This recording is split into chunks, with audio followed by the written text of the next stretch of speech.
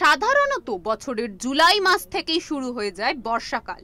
বর্ষাকালে বিভিন্ন জায়গা থেকে জল জমা নিয়ে পৌরসভার কাছে নানা অভিযোগ আসতে থাকে। তেমনি লিলুয়ার মিরপাড়া এলাকা থেকে বিভিন্ন অভিযোগের পরেও কোনো ব্যবস্থা না নেওয়ায় এলাকায় পথ অবরোধ করতে বাধ্য হয় স্থানীয়রা।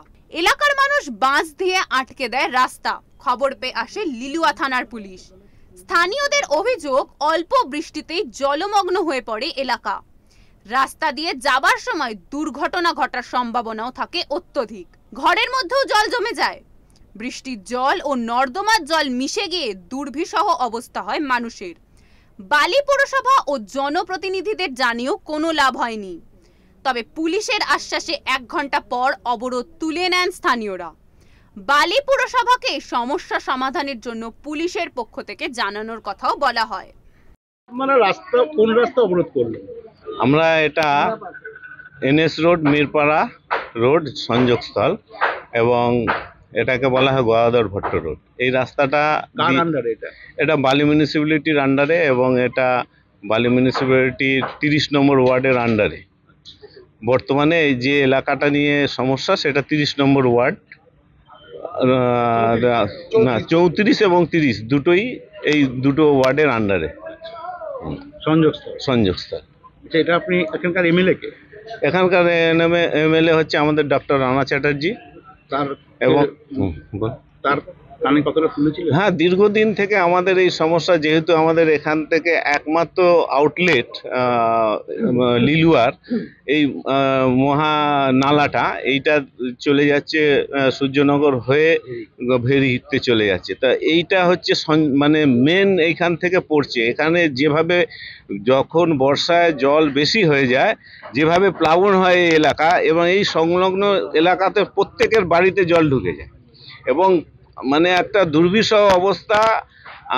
নিজেরা গিয়েছি আমরা বহুবার, আমরা গিয়ে দেখি এনাদের কি দুরবস্থা এবং আমার বাড়ির ঠিক তার পাশেই আমাদের বহুবার এবং বিগত 25/6 আমাদের এই 34 নম্বর ওয়ার্ডের যিনি সভাপতি অরূপ দাস, তিনি একটা আমার সঙ্গে পরামর্শ করে একটা লিখিত অভিযোগও জানিয়েছিলেন। তার কোনো এখনো পর্যন্ত সদুত্তর পায়নি, এমনকি একবারও চোখের দেখা এসে কেউ দেখে যায়। এখানে তো বিদায়ী কাউন্সিলর একজন আছেন, তিনি এসেছিলেন না? তাকে বহুবার আমরা জানিয়েছি, তিনি আসেন, দেখেন, বলে যে হ্যাঁ করব, জানাবো। কিন্তু দেখুন, এখন যেহেতু একটা আমাদের অস্থির অবস্থার মধ্যে আছে হাওড়া কর্পোরেশন এবং বালি মিউনিসিপ্যালিটি, এখনও সঠিকভাবে এটা দায়িত্বটা কোনো কাউন্সিলর পায়নি। যিনি দেখাশোনা করছেন মাননীয় সুজয় চক্রবর্তী মহাশয়, তার কাছে সঠিকভাবে পৌঁছাচ্ছে কিনা আমাদের এই সমস্ত অভিযোগ, এটাতেও আমি সন্দিহান।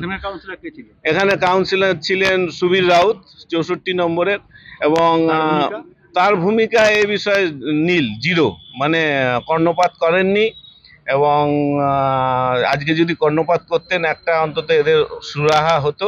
কিন্তু এটা আজকের সমস্যা না, দীর্ঘ 10 বছরের সমস্যা। আরও তার আগে এতটা এরম ছিল না। যবে থেকে এই মহানালা তৈরি হয়ে গেছে, এইটা দিয়ে পাস করা হয়, আপনি যদি দেখেন পরিষ্কারই হয় না, মানে লোক নেই, লোক পাঠায় না, পরিষ্কার করার লোক নেই। যেহেতু এটা একটু গলি টাইপের, এদিকে কেউ ঢোকেই না, কেউ আসে না, এরাই মানে এখানকার লোকজনই সাফার করে।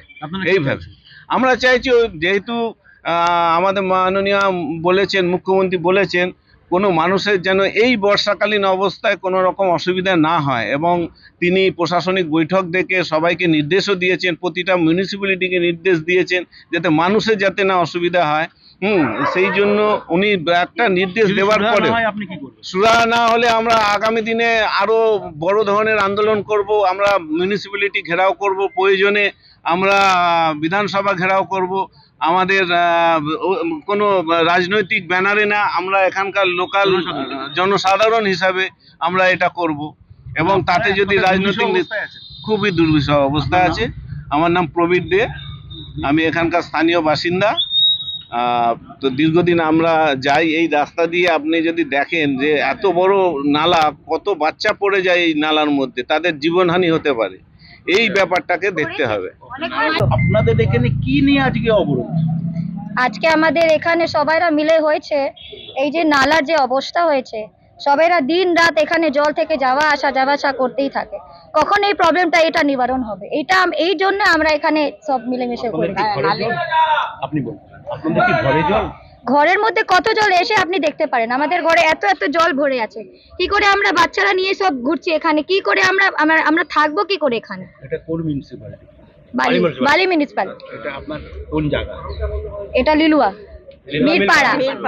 মিরপাড়া আছে। আপনারা জানিয়েছিলেন? হ্যাঁ, আমরা কতবারে এই কথা আমরা এসকেলেট করেছি ওখান থেকে কোনো অ্যাকশনই নেওয়া হচ্ছে না। 15 দিনে মমতা দিদি ইনি তো বলছিলেন কি 15 দিনে সব সাফাই হয়ে যাবে, সব জলের এই অবস্থা সব শেষ হয়ে যাবে। কি হয়েছে? কিছু হয়েছে? মিউনিসিপ্যালিটি কোনো কাজ হচ্ছেই না। কে করছে? আপনি দেখবেন কোনো কাজ হচ্ছে না। যদি কাজ হতো এখানে এরকম জল লকডাউন থাকতো? ওখানে নালে পুরো ভর্তি, পুরো কুড়া ওখানে সব হয়েছে। আপনারা খুব সমস্যার মধ্যে আছেন। তো সমস্যার মধ্যে নাই কি আমরা? আমাদের বাড়িতে চলুন দেখে নিন একটু কি অবস্থা আছে আমাদের। এখন আপনারা এই অবরোধটা করেছেন, এতে সাধারণ মানুষের অসুবিধা হচ্ছে, কিন্তু খুব অসুবিধা হচ্ছে দাদা, খুব অসুবিধা। সেই জন্য আপনারা রাস্তায় নেমেছেন? হ্যাঁ, সেই জন্যই আমরা করেছি। আমাদেরকে তো কিছু অ্যাকশন নিতে হবে।